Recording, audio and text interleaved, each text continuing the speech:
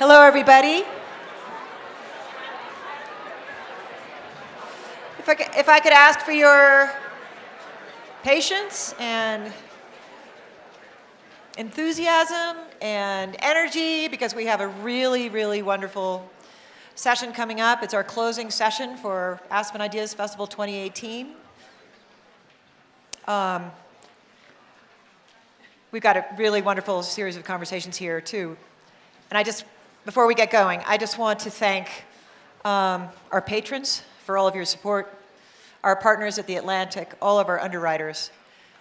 But most of all, as we close in 59 minutes, the team that produces Aspen Ideas Festival, because they are really fabulous.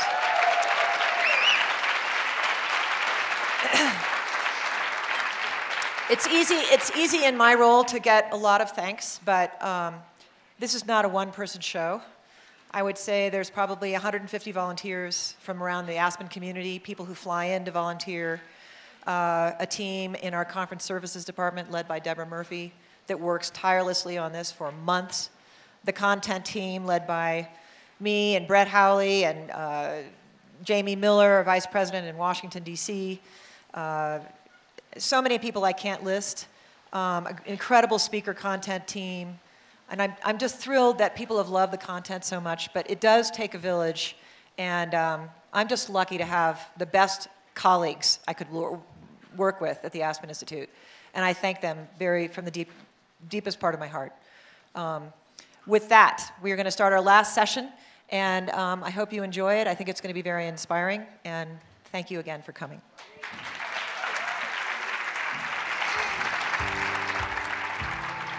There is this sense that I am using my art as a delivery system for hope. We don't recognize the similarities in anxiety and disquiet between our citizens on both sides. We will not adequately fashion the kind of consensus necessary to pull the country back together again. This is about courage at the end of the day. It's about the courage of our convictions. We are today at a moment when it feels like some of the centrifugal forces are pulling us apart. But the truth of the matter is, it's the centripetal calling that we all feel to be one. I think where we're stuck is, in our country, this terrible poverty. And I'm not talking about in a material, measurable sense of way. I'm talking about a poverty of compassion and a poverty of empathy. If you had one standard in your whole life for how you would treat every single person you would meet, for the rest of your life, and you would have to treat them all exactly the same, how would you treat them? What would your standard be? As news consumers, with access to all the information and news outlets that you have as much a responsibility as we do as journalists. You cannot possibly change another person's mind unless you are willing to have your own mind changed. And the power really lies in the youth of this country. And they have empowered themselves through social media. Think about opening up the canon, opening up ourselves, opening up our institutions to other ways of understanding. I believe that poetry has the ability as well to change people's minds. In this moment, courage is absolutely contagious. Being inclusive is not just like it's not just something we say, it's something we do. We have opportunity to build and I think grow from this as much as we see real darkness, and it takes a little bit of light to just break away a ton of darkness.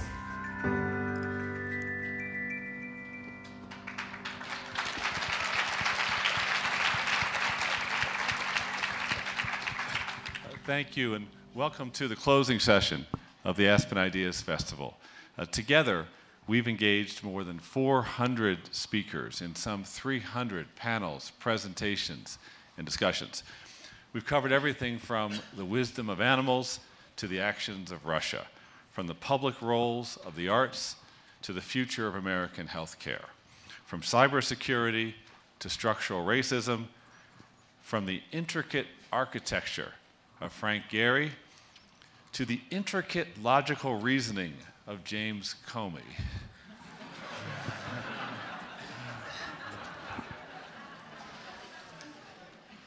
My thanks to Kitty Boone and Colleen Bretman, Deborah Murphy. Kitty couldn't thank herself, so please thank Kitty.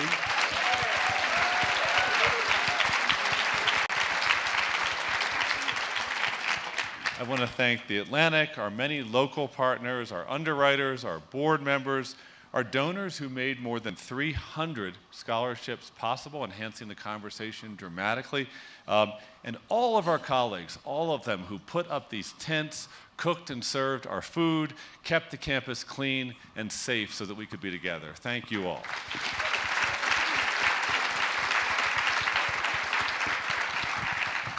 Now mark your calendars. Next year's festival will be June 23rd to 29th, same time, same place, same mountains. Now, our theme today is about what some consider mountains. How do we move ideas to action to address the real problems in our society and help the one and the many? Over the next hour, we will meet 7 changemakers who are making real differences in expanding affordable food options for all, expanding youth voter registration, enabling interreligious dialogue, responding to the needs of vulnerable immigrants, and stopping violence in Chicago. Before we introduce our first panel here today, and thank you guys so much for traveling from Chicago, I would like to observe that in more than 600 communities today, all around the country, people of all backgrounds, religions, ages, and political persuasions are gathering to express solidarity with parents and children who have been separated on the border and to call for the immediate reunification of all families.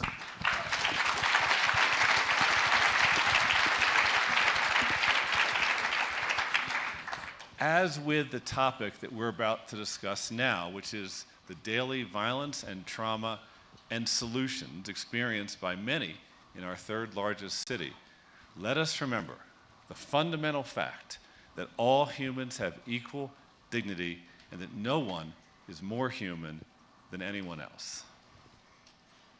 And now I'm proud to introduce our first panel, Chicago Strong. D'Angelo McDade, far left.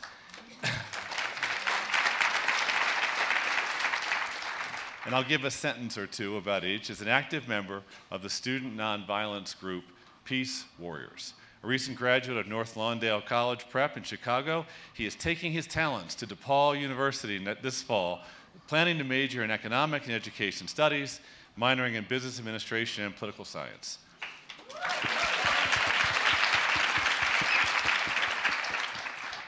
And I'm going to share something that's personal, and our 3 speakers will share more. But in the summer of 2017, D'Angelo was shot along with several friends and family members while sitting on the front porch of his Chicago home. Now, right to my left is Trayvon Bosley. He is a brave youth leader, and BRAVE stands for Bold Resistance Against Violence Everywhere, who has been involved in that Chicago group for 8 years, which means since you were pretty young. Yeah. And again, I'm speaking with permission. In 2006, his brother Terrell was shot and killed while at church for a band rehearsal. Trayvon has led protests, rallies, petition initiatives, and voting campaigns, mentored youth, spoken with elected officials, and celebrities and leaders of anyone who will listen, including providing advice to former President Barack Obama and to the filmmaker Spike Lee. Thank you, Trayvon, for being here.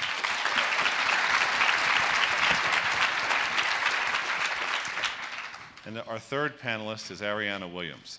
She's also a member of Peace Warriors, the group in Chicago, and is a recent graduate of North Lawndale College Prep. 3 of Ariana's uncles were shot, and 2 of them passed from that violent act. And her father also died due to gun-related gang violence when she was just 8 years old. And I know it was your father's death that fueled your anger about violence and guns and led you to be an active leader in the movement for finding solutions to gun violence. And she, too, is headed off to college next year at Michigan State.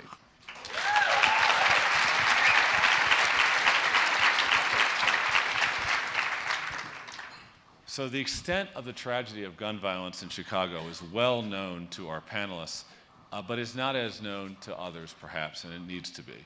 One report I just read said that in the past year, 141 people under the age of 21 were shot and killed in just 1 year in Chicago. Thank you for being willing to speak from your experience and your pain and your insight. If I may, I'd like to invite you, in whatever order you would like, to share with the audience your own personal experience with loss and grief from gun violence. I'll go first. Well, as you said, I lost my brother, Trayvon Bosley, April 4th, 2006. And he was a well-known gospel bass player within Chicago, and he was getting ready for band rehearsal, helping a friend unload drums, and someone began firing shots at him. And he was struck in the shoulder, and he later died. And just with Chicago's gun violence and the effect that it leaves on many of the youth in the city, many of us don't live our lives as others do. We don't think of our life on a long-term scale. We think, oh, I'm gonna take this one day at a time. I don't know if I'm gonna reach 18 years old. I don't know if I'm gonna reach 22 years old. And actually, just this year alone, there's been over 1,300 people shot this year to this date in Chicago, and 263 people killed this year in Chicago. And just living with that type of trauma and always watching your back and always being careful. If a car drives past on my block too slow, then I'm gonna be just prepared at all times there, whether I have to run or anything like that. But youth my age and younger shouldn't have to deal with these problems that we are just surrounded by. And you're in college now, too. Yeah, I'm entering my junior year. And so somehow you've been able to develop, probably with the love and support of many, the strength to push forward and create your life. Yes, definitely. The support system that I have around me, whether it was Brave or it's my parents and my family, that was the main thing that was able to keep me on the right path. Yeah. D'Angelo, Ariana, either one of you have anything you would like to share? The first death that I ever experienced was my father at the age of 8. At that young age, I didn't know that my father hanging out on the corners or with all of these large groups of people was actually gang-related. I just knew these people as friends of my father who always gave me money and food and all of these other things. I never actually realized that gang violence was heavily evident in my family. And so after losing him and losing 2 of my uncles, like literally right after that, one due to gang violence again, the same gang, and then my other uncle, basically because he won a dice game, was horrifying because a lot of people think that Chicago is just based off of gang violence, when in reality there's so much more. The last uncle that got shot, he's actually in the crowd right now. He got shot because of his creativity. He had a car that we used to call the Superman car. It was red and blue. And turns out somebody else in Chicago had that same car. And basically he was shot multiple times because they mistaken him for that person. And we have to realize, I especially realized this in my time in Chicago, just realizing and facing this basically war zone, that a lot of the times we normalize it ourselves. And it's time that we stop doing that, especially people on the outside looking in, because we need help and we're crying out for help, and a lot of people don't want to hear our stories. So that's why I'm here today.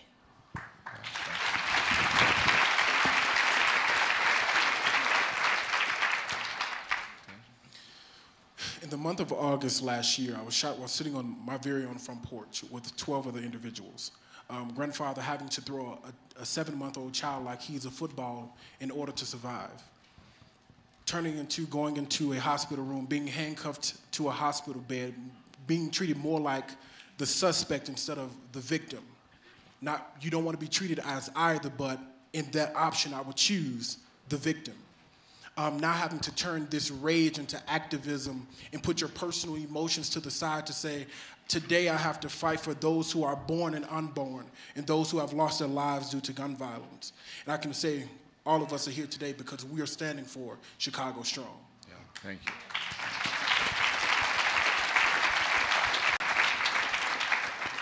Now, the 3 of you and others have really been working on this, coming out of your whole life hopes for a long time. It's not like this just landed for you. You've had to process the pain at the same time, try to move forward and move others forward. And so I was very inspired to hear that after that horrific shooting and killing of 17 people in Florida, that you went to Parkland and that you met with students. and that you've met with them and spoken with them at other gatherings, including that enormous gathering in Washington, D.C. And I know that's very different, a shooting in a school as opposed to in a 24/7 environment of coping with violence. It's two different experiences. Could you tell us a little bit about why you reached out to the students in Florida and what you've learned from getting to know them? So last year, former Secretary of Education Arne Duncan came out to North London College Prep, and we held a gun violence town hall. And there we witnessed that many of our students knew, 85% of the room knew 30 individuals or more who had been shot or killed less than graduating from high school, indoor college. And so on a way of leaving there and acknowledging these young people's feelings, Arne Duncan, I, and our former president of North London, John Horan, got into a car. And so with my big, bright ideas, I screamed out, what would it look like if we can hire students for jobs? And so this is then where we founded the Peace Warrior Organization of North London College Prep, teaching students about nonviolence reconciliation, Kenyan nonviolence as a philosophy. And so after we finished doing the summer work and then coming into next year, Arne Duncan gives me a call and says, did you hear about the shooting in Parkland? My immediate response was, yes, I know, I seen it. And then he asks, are you all well prepared to come down? My answer was immediately yes, because we put aside our personal feelings and said that we need to go down and address this now, because a life lost is a life lost, and we need to stand for all lives that are lost. Yeah, thank you, thank you.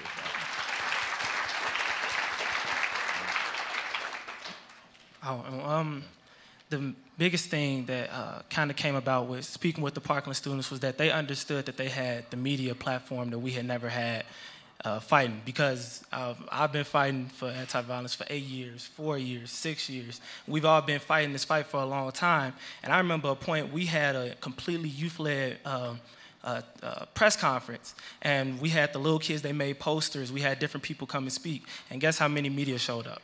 Nobody. So when they had the media platform that we had always been wishing for and hoping for, it was something just amazing, because in Chicago, people love to just show the violence and all the different things happening on the screen, but they never like to show the positivity that's going on with the youth that's actually trying to fight back.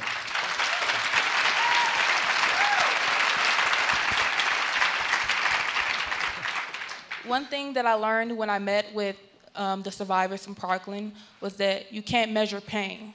And for the longest, after I heard about what happened in Parkland, I felt, why should I have to care about them when they witnessed this one event, and I witnessed it every day of my life?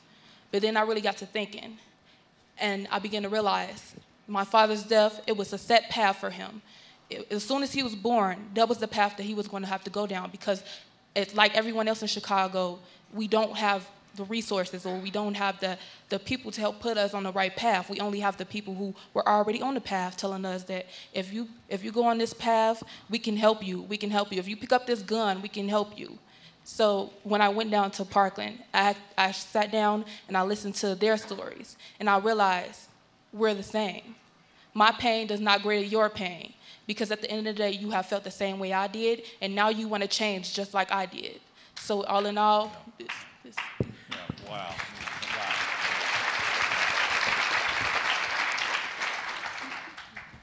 I want to clap, but it'll cause a deafening noise if I clap with the mic. So I think there's something incredibly visionary in the perspectives that you just expressed, because it has to hurt to see violence and inequality and structural racism, and to see that it's not getting attention. And then a different circumstance suddenly gets attention. And that, of course, is there needs to be attention for that circumstance. But not everybody has the ability to step up the way you did and reach out and take the risk of engaging with another group. And you must have at moments had to think to yourself, what more do I want to say and share from this platform about my community and the causes of violence and the causes of inequality? And I want to invite you, if you'd like to say anything about that, the causes that you see and have identified, we want to hear that. Okay. Well, With Chicago's with Chicago's gun violence, there are a multitude of different issues that have led to the problems that we see in our community. So seeing from an educational standpoint, we have a lack of funding with our schools on the south and west side. So with the city currently, they're closing down many of the schools within these communities. And as you've been hearing from us, Chicago isn't a place where you could just travel into any other neighborhood as you feel like it without being threatened or robbed or chased or anything like that. And when you're closing down these schools and you're putting it in an area completely away from me and I have to go through these different territories just to get to school every day, I'm not gonna go to school every day because I don't wanna deal with somebody trying to rob me or beat me all the time. Then we have the problem in our schools that some of our history books stop at George Bush, the first term. And we have that, how can you learn social studies like that?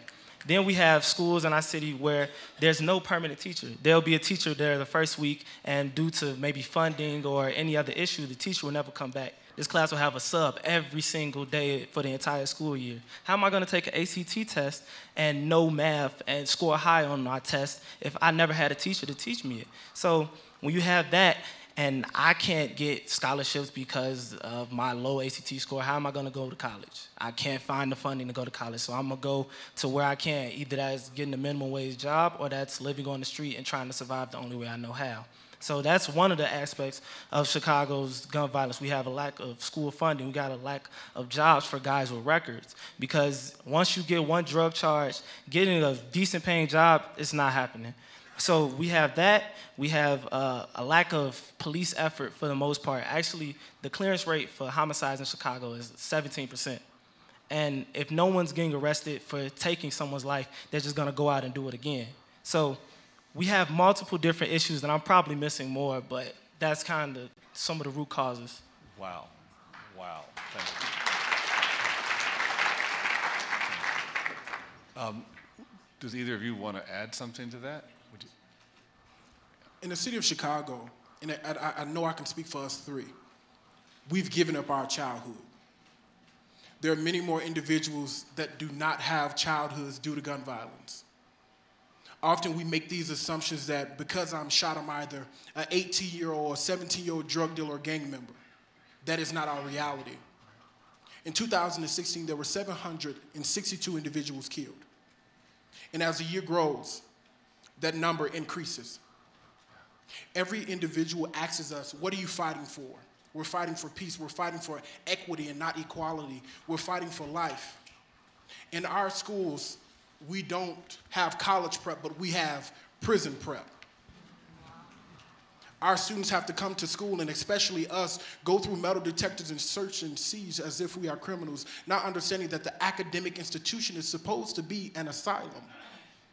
And I wish that you all can see the tears that are in Mr. Bosley's eyes right now, because these are some of the same things that we have to experience every single day.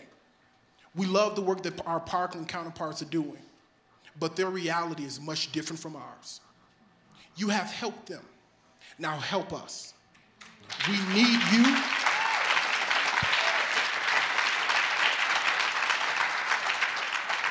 We need you more than ever.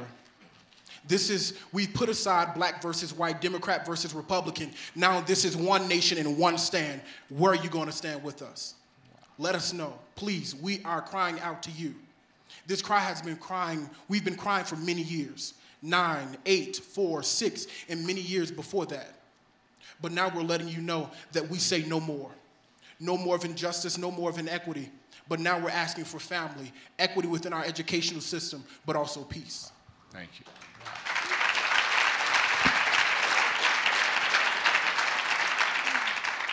I think another thing is that no one wants to hear our story because they think we're already far too gone already.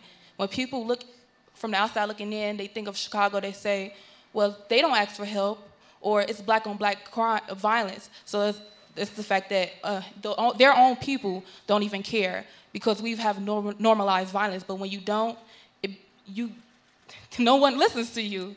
I think what I want to say is, and you can raise your hands if you want to, but how many people in this room would actually come to Chicago and spend a day in our neighborhoods? Because we can make that happen if you really want to. Just come up to us afterwards. Because all in all, we need people to hear our stories, to share our stories, and to basically live our stories to understand, because we have people in power who don't even represent us. They don't look like us. They don't live in communities like us. So how can you decide things for us if you don't know what we need? Thank you so much. Thank you.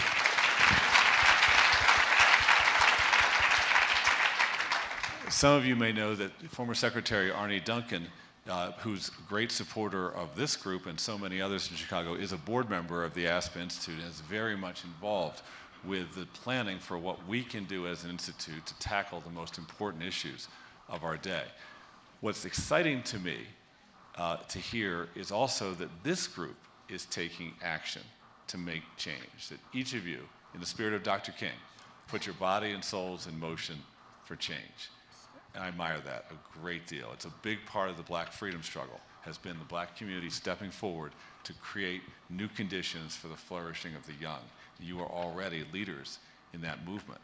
And D'Angelo, would you say a little bit about the organization you've created and the impact it's having right now across Chicago?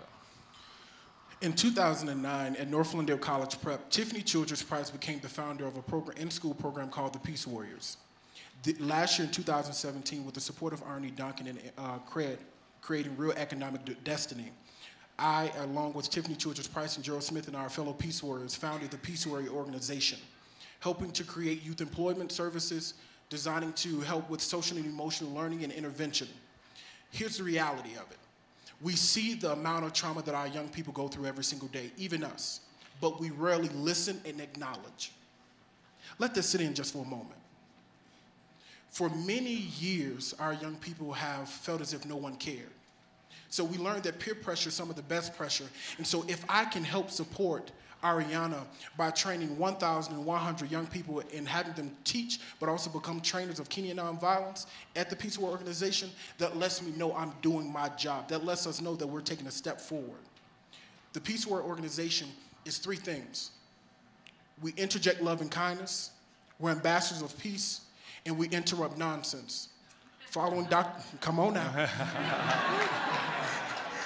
Following Dr. King's quote, an injustice anywhere is a threat to justice everywhere.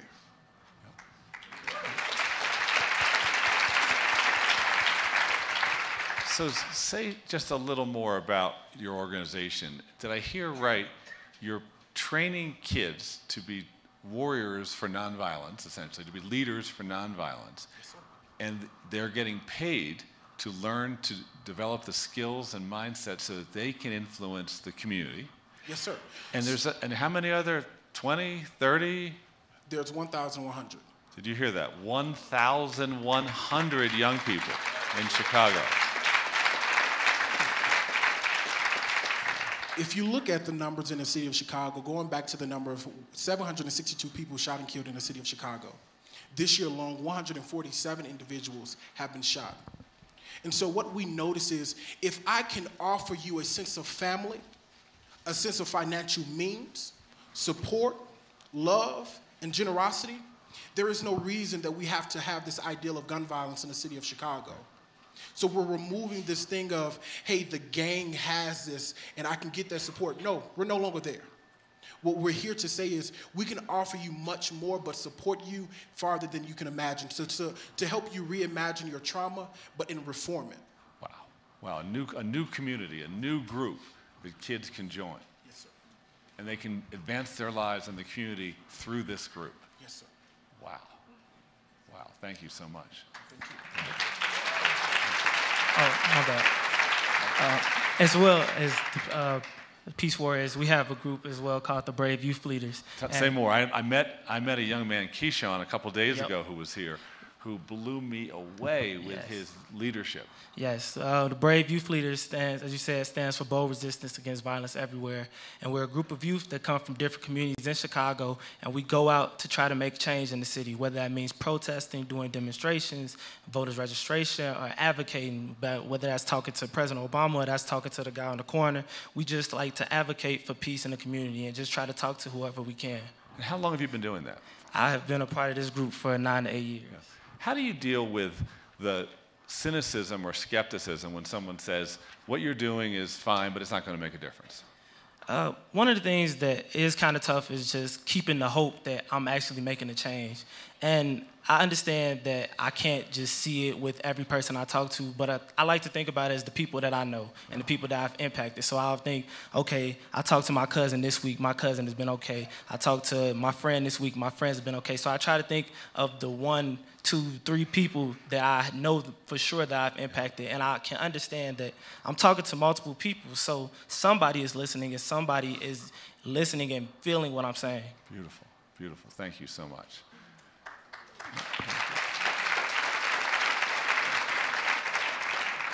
So, Ariana, is there something you're doing now or something you would like to do soon with your education that you'd like to share with the group?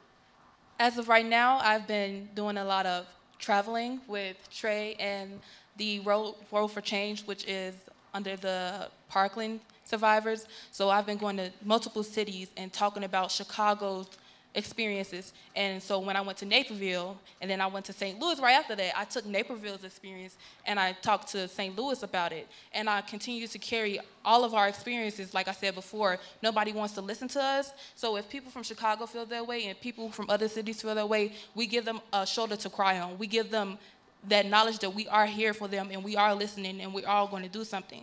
As stated earlier, I will be attending Michigan State University, and my major thank you. My major is education, especially like in the middle grades area, because I want to travel back to Chicago after I'm done and teach my middle school or my high school, because when I was younger, I felt as though I didn't have the correct education. Like he said before, we didn't have the good books. We didn't have smart boards. We had projectors and whiteboards. And my teacher, who she worked at another school, she would always come back and say, this school had this school had that. And multiple teachers, even in our high school days, they tell us, you'll never be as great as this other school. And you know how much pressure and how much anger that gives students to see that I'm in school for no reason. That means I'm not going to go to college if I'm in high school. So that means that all of those people that was telling me to pick up that gun and do something else in my life because I'll never be better, they were right. So that's what I'm going to do. I'm going to drop out of school. I have multiple friends who have dropped out of school and have began to sell drugs. And that angers me because look at me now, I'm going to Michigan State University. I had enough will. I had the support from my mother, who is a single mother now, to tell me that in order to survive, in order to get a better education, I have to leave Chicago. I have to leave Illinois. That shouldn't be the reality for many students. Thank you. Thank you, Ariana. So I'd like to ask each of you if there's something you would like this large audience of about 700 people from all around the country, many from Colorado, but really from everywhere, and some around the world. If there's anything you would like them to do, you would like us, me, to do, you've already taught us so much with your example and with your insights from your experiences, and speaking from pain takes a lot, and I thank you. But now that we've heard as witnesses, maybe we want to go act.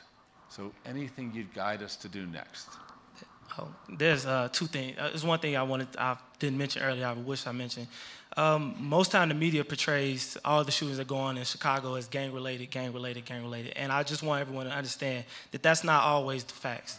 Most of the time, the shootings that go on in the city aren't gang-related. I lost my brother, I lost my cousin, I lost friends, and none of them were in gangs. They were just living their life as normal. So I just want to get that point across. And as for things that everyone and all of you can do, we need the resources and we need the connections, because a lot of things that we're trying to do within the city require resources and it requires us to know the right people. So if you can provide us with any of those things or whichever way you can help, that would be much thanked. Thank you, Trayvon. Thank you. Another thing to do is to share our story. If everyone leaves here today and they do not continue to talk about what has happened in this room, I have failed you and you have failed me. So another thing is, at St. Sabina, we're doing a march on the Dan Ryan, which is a... Oh, I said July 7th, didn't I? Well, if you could come out and support, I know everybody is going to be having fun for the July 4th weekend, but come out and support people who actually need your help, people who cannot celebrate because we don't know the difference between fireworks and guns. So please come out and support. Yep, thank you. Thank you, Ariana. So I'm going to be quick because time is going out. There are three things we need. We need your guidance, we need your support, but we need you most of all. When saying that we need you, we need your understanding. We need you, the support that you gave Parkland monetarily, spiritually, but also mentally, we need the same. Because the reality of one is multiply that 1 times 700. Multiply that 1 or that 17 times 150. If you can help them save their precious students within Parkland and across this nation, help us in Chicago, because we're at dire need. We're at dire need. And you must be a part of that change. Thank you. Thank you. Trey, Ariana, D'Angelo, thank you so much for coming here all the way from home, spending time with us, sharing experiences, giving us the opportunity to grow too, to grow by listening and to grow by acting. Your leadership is absolutely exemplary. Thank you so much.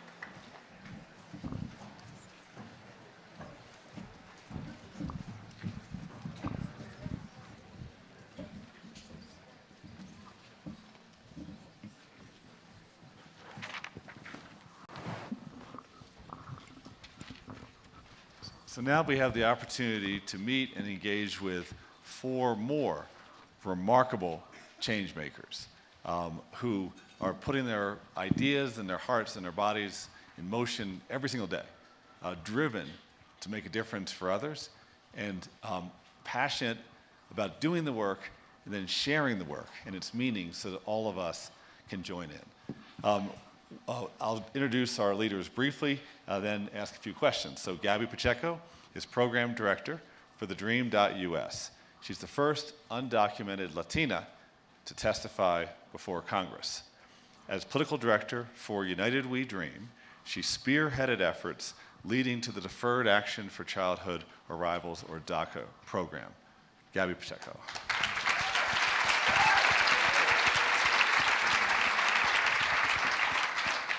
Khalid Latif is University Chaplain for New York University and an NYPD chaplain.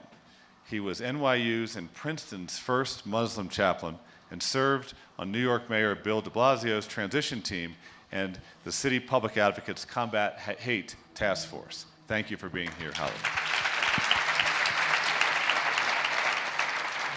Aria Finger is CEO of DoSomething.org, a tech company exclusively for young people committed to social change with more than 6 million members in 131 countries. She created DoSomething.org's Teens for Genes campaign, which has clothed more than 5 million homeless teenagers and spearheaded partnerships with Johnson & Johnson, Coke, H&M, and CVS Health. Thank you, Aria.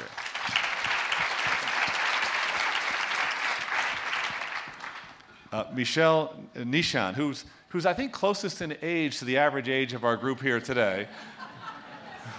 Old people represent. Is an amazing chef and founder and CEO of Wholesome Wave and co-founder of the James Beard Foundation Chefs Action Network. He's a founding partner in the former Dressing Room restaurant and helped secure more than $100 million in federal food insecurity nutrition incentive grants to expand affordable access to locally grown fruits and vegetables. Thank you, Michelle.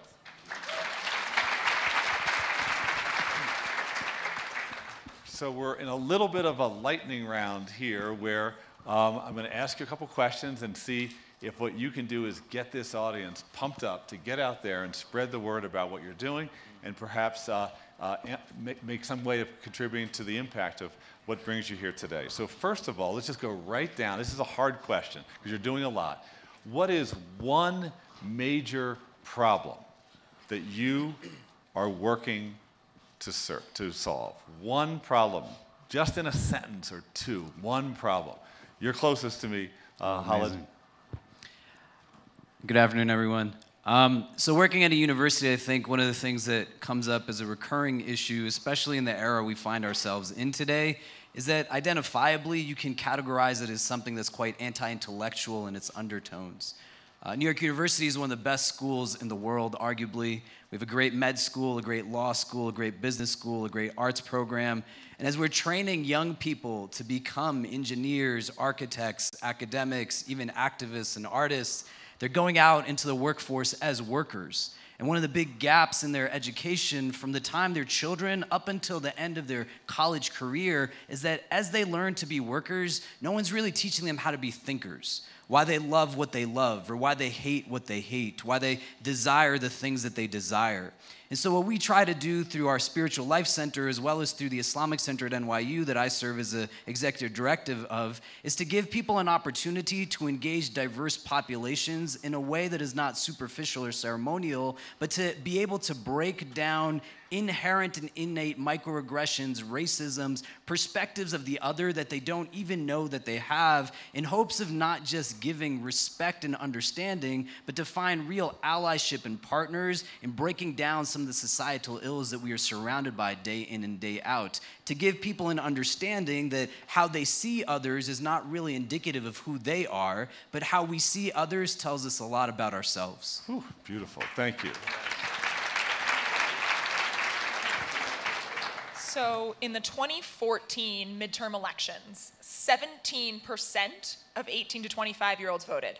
17% of young people voted in our last midterm election. And I think that's a disgrace, and it's anti-democratic. And so Do Something is working with our 6 million members, predominantly here in the US, as well as incredible young people like Trey, D'Angelo, and Ariana, you guys rock, to get this demographic out to the polls in November so we can change the face of this election and so that young people will be listened to by politicians.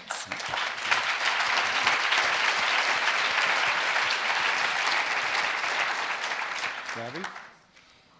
Thank you so much for the opportunity to be here. So the Dream.us is trying to help young people. There are about 2 million young people that came at the average age of 6. They're undocumented, and because they're undocumented, they don't have access to Pell Grants, to loans, and in states like Georgia and South Carolina, they are barred. Okay? They are barred from even able to go to college. And so what we do is provide scholarships for them. We have 4,000 scholars right now. And our goal is to give scholarships and opportunities to go to college for students that are motivated and driven and want to go to school. Thank you, Gabby.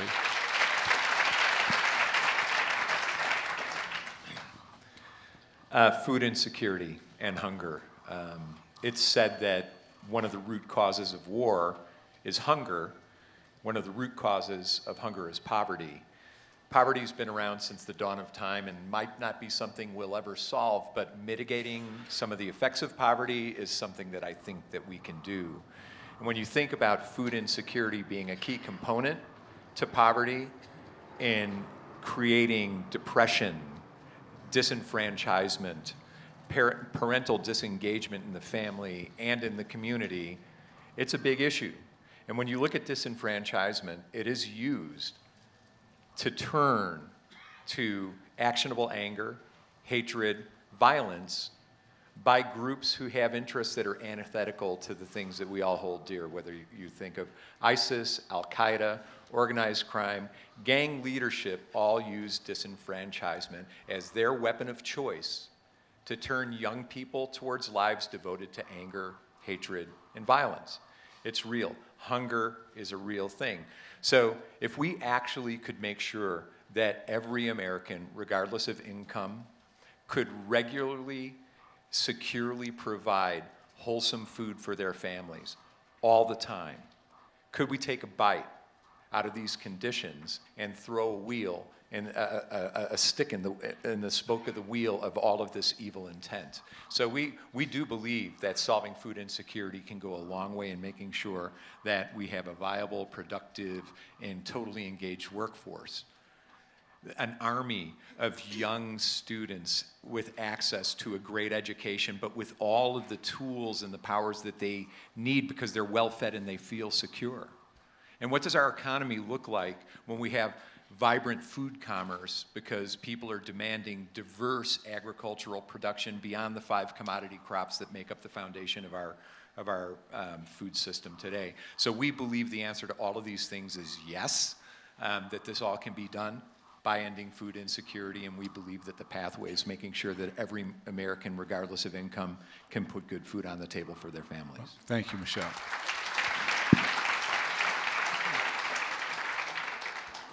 Last night I happened to be watching with my daughters a little bit of the show Shark Tank. They were running it all day long, like 12 in a row. I think they were locked to the TV. And I came in and saw these entrepreneurs presenting their work in the framework of entrepreneurship, creating something new of value that someone could invest in that would solve a problem or provide a service or a good. And I think of all of you as entrepreneurs in different ways.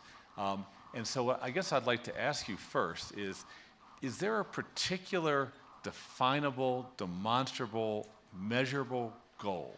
It may not be the totality of everything you're doing, but something that you're looking at and saying, let's get that done. Gabby?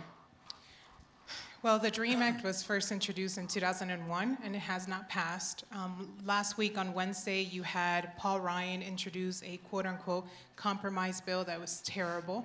And so if they were just to allow for young people to have access to legalize themselves, to be able to get in line, right, as people say, that would change a lot of stuff. And I think what we saw from the DACA program that was introduced in 2012 by President Obama, we saw the change that happened when 800,000 people were able to apply for not a green card, but a temporary status that gave them a peace of mind, that gave them a work permit, and gave them the ability to work and not fear deportation. And what we saw is young people, for the first time, getting driver's licenses, getting jobs that they can put their talents and skills to use. I myself applied for DACA in 2013. I received it. And I went from getting a job that was making barely $30,000 a year to a job that afforded me health insurance, that gave me a living wage, and that allowed me a couple of years later, not just to buy a car, but to also buy a home. So in 2006, I was able to buy a home. And what we're seeing all across the nation is young people that their talents were unleashed with this DACA program.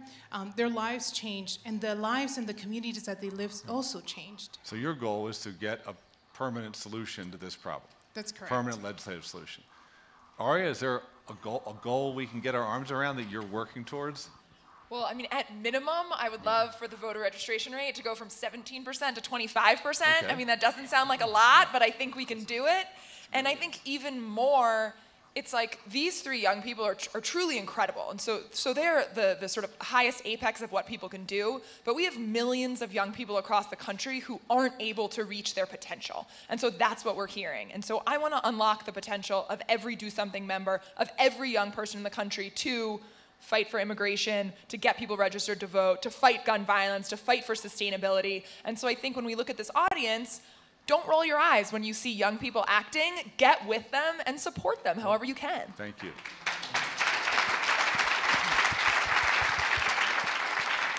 Khalid, is there one goal you'd like to tell the group about? Oh, I have like thousands. I know I you can tell you do. that. I know. Yeah, I think just hearing what everyone's saying right now, especially on college campuses, there's really important movements and discussions about how universities, like many institutions in our country, were not built to necessarily cater to the diverse populations that now attend them, right? Like someone like myself was not the archetypal candidate for application to many universities when they were first established in the mid-1800s and thereafter. And I think where there's a goal to be able to do reassessment and refinement of policies and structures that give indication as to how we're really recruiting young people and giving them access to just basic education. And I think beyond that, in the frame of interfaith and religious discourse or interreligious discourse, one thing that I would say, personal bias aside, our campus has been amazing in being able to bring together groups that are historically quite antagonistic in terms of their understanding of one another. And a key variable in that is in creating a safe space for young Muslim students to be able to explore their identity without having to carry on their shoulders the burdens of individuals who don't represent their faith in whatever capacity they're being told day in and day out that they do. To enhance interfaith relations necessitates having equitable partners across the table, and I would love to see beyond the 2 or 3 dozen Muslim campus ministries that we have in comparison to hundreds of Hillels, thousands of Protestant ministries and Catholic centers, etc., an increase in the number of established chaplaincies that serve the Muslim community and in turn also serve just a broader campus climate in the given era right now. Thank you, it's beautiful, thank you. Michelle, is there a goal that you're working towards? Yeah, and we have a small but hopeful history of success when we got legislation in the 2014 Farm Bill to double food stamps when spent on fruits and vegetables. Both the House and the Senate versions of the bill so far this year have tripled that to baseline. So we've proven that. Pause for 1 second. Yes. You're so good at this, so in it legislatively, that I don't actually understand what you just said. So, okay, got it. So, okay, yeah. So there's a program called the Food Insecurity Nutrition Incentive Program, and it's not for Wholesome Wave, it's for the field. That was the $100 million to double food stamps when spent on fruits and vegetables. Both the House and the Senate bills, now they have to go to conference, but both bills that have passed on each of the floors has tripled that to bring it to baseline, which gives it a chance of permanence. So our hope is that we can have a similar effect with health policy. So we currently are working with clinics and public hospitals to provide fruit and vegetable prescriptions so that families, low-income families at risk of type 2 diabetes, heart disease, dialysis, organ transplants, amputations, the things that cost the American economy $1.4 trillion a year, that's 5% of the national debt, we can actually get Medicaid coded so that something like fruits, vegetables, healthy food choices can be reimbursed so that we can eat our way out of the national debt. Sounds great. Wouldn't that be delicious? Right? So I have 3 questions I want to ask you each, and we have about 9 minutes, which will work, but we have to be right on it. And so the first one, you don't have to explain it, but tell us a myth, one myth that could be getting in the way of the goal that you have. What's one myth you'd like us to go out and debunk? Because if we do our job and debunk that myth, you'll be that much closer to achieving your goal. Easy. Go. You go first. That immigrants do not want to get legal. There we go. Thank you, Gabby. Young people are apathetic and just watch cat videos all day.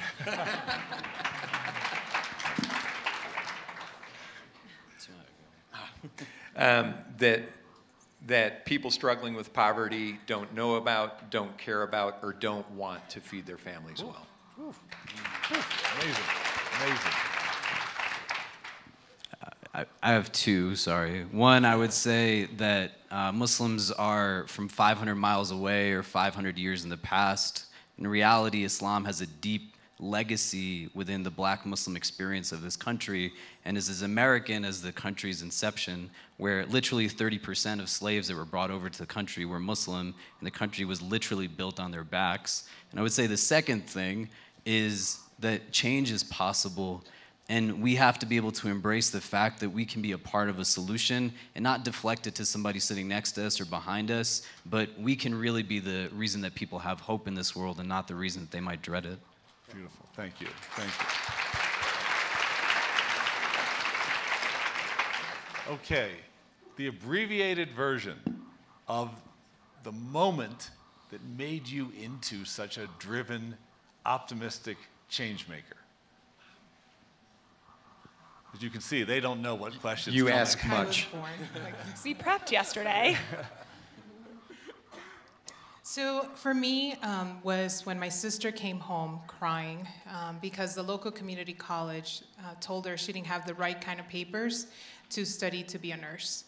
And that made me realize that that was going to happen probably to me, and that no matter if I was a valedictorian of a school or not, I wasn't going to be able to go to college. And seeing my parents struggle so hard to get some sort of status, I remember my sister being the one that had to translate for my parents and call Texas. That was the key for calling before DHS, INS.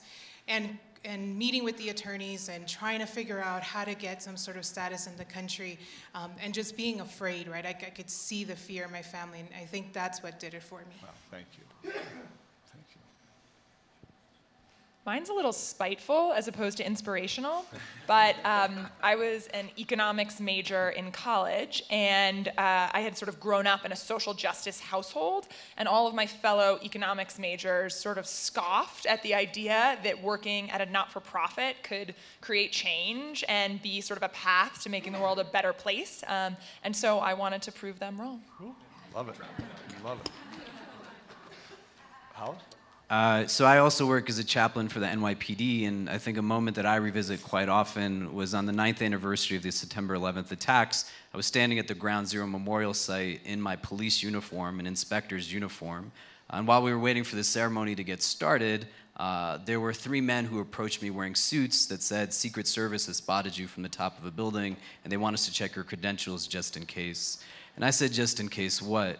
And they said, "We're sorry that we're doing this to you." And I said, "Then why are you doing it?"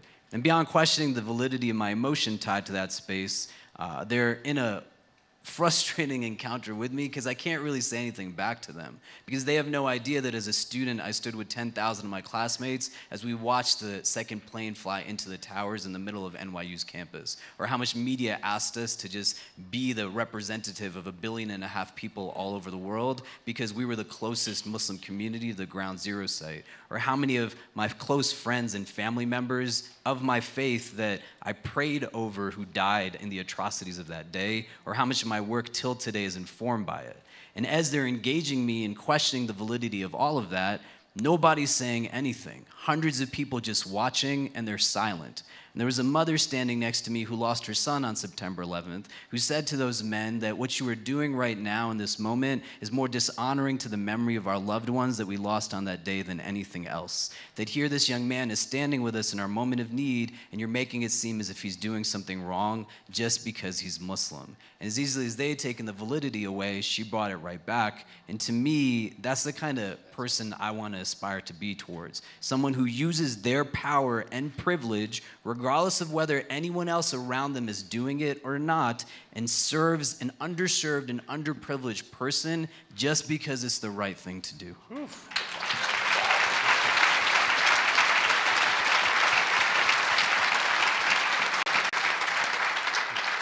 Michelle? Wow, that was awesome. For me, I have 5 kids, and 2 of my children have type 1 diabetes, and that happened about 25 years ago, and I made this 180 in my career and created a restaurant of well-being in Manhattan called Heartbeat, and felt really good about myself because I had taken a risk and completely changed my business model and did my first restaurant in the epicenter of restaurants as a restaurant of well-being. And it didn't take long for me to be invited into a variety of think tanks, Harvard School of Public Health, Walt Willett and his group, and others, really learning about type 2 diabetes, the tens of millions that it affects, the preventability of it through food, the reversibility of it through food. And then I learned that the majority of people that either struggle with the disease or are destined to get it live at income levels that disallow them the basic ingredients to prevent it in the first place.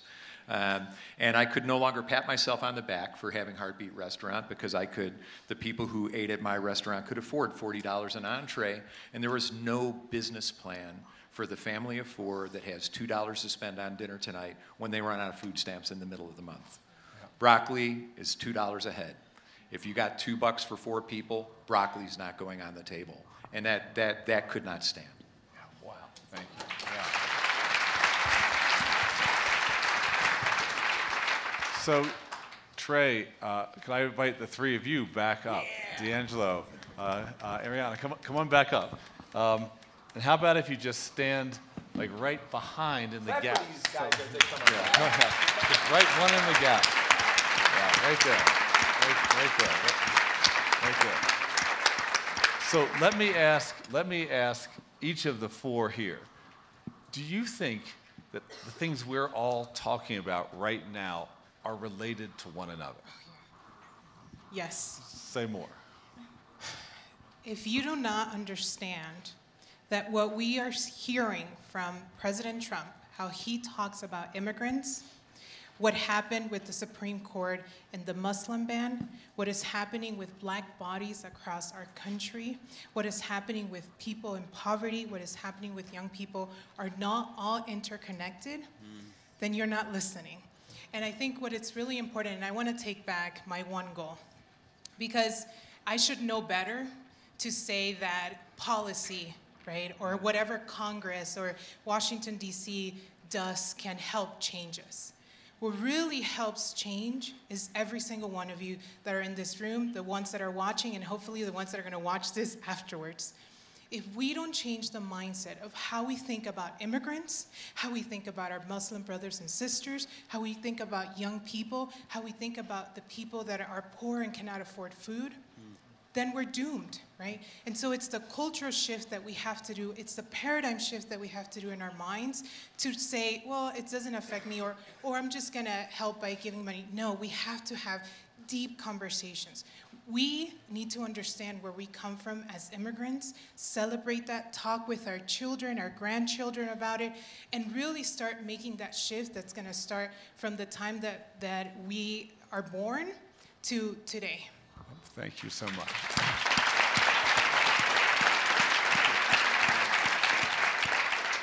And Aria, you help young people not only develop the mindset to be active and engaged, and the agency to start to do something, but some of the skills to be able to organize themselves. Do you have a message to all of us about how we can help people organize themselves to make change? I just say, if you know a young person, believe in them, send them to dosomething.org, and do whatever you can to lift them up. Again, if these three folks didn't convince you that young people have the power, I don't think anyone will. Well, D'Angelo, can I give you the last word for tonight?